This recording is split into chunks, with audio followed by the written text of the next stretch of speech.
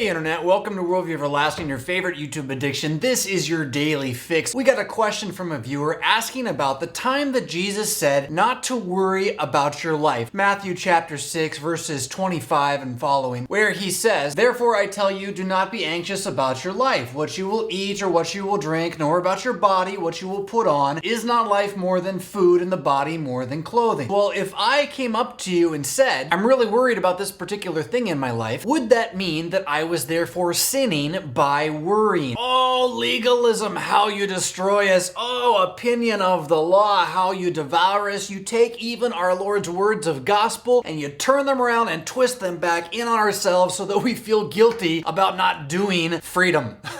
Jesus' entire point in this section on the Sermon on the Mount is not to give you a command not to worry. Now, it is true that if we had true faith, if we really trusted God above all things, we would never worry. And so our worry and our anxiety is in fact a result of our sin. It is our sinful nature. But trying to think about sin and not sin in a way as if I can stop sinning at any particular moment. If I do this, I'm sinning. If I do this, I'm not sinning. As opposed to understanding there's evil works I can do, but I'm always sinning even when I do good works because I'm selfishly derived. Jesus' whole point in the midst of this is that you'd have to tear out your own soul, cut off your hand, and pluck out your eye to try to be good, and you still wouldn't even be able to do that. But when he gets to this point in the sermon and is saying, don't worry anymore, his point is not you have to do this or else. His point is you don't have to worry because you have someone worth trusting in. By the way, that's me. Look at the birds. They don't need to worry. I give them everything. Look at the lilies of the field. They don't need to worry. I give them everything. And you are of more value to me than these things. God himself is for you, and even though you do worry, you are in fact worrying needlessly. Because while this life is going to be destroyed, you can't add a day or an hour to your life. You can't make your hair gray or ungray. Well, you can cheat, but you know what I'm talking about. And you most importantly can't stop sinning, can't please God, and cannot justify yourself. But all of these things are being done for you by Jesus. That's why he's there speaking in the first place. The pagan unbelievers of the world chase after their worries, thinking it's their only hope. And he's saying to you, while you're going to have these worries, you don't have to hope in them. You don't have to hope in overcoming them, because I know that you need all these things. I'm going to provide them for you, and I'm going to provide for you the one thing needful that you don't even know that you need, which is me, dead on a cross, my body and blood sacrificed for you. So when he closes the section by saying, therefore do not worry about tomorrow, tomorrow will take care of itself, sufficient for the day is its own trouble, this is not a new commandment that he gives you, but a simple statement of fact. There's plenty to worry about every day in life, so do what's in front of you and leave the master plan of salvation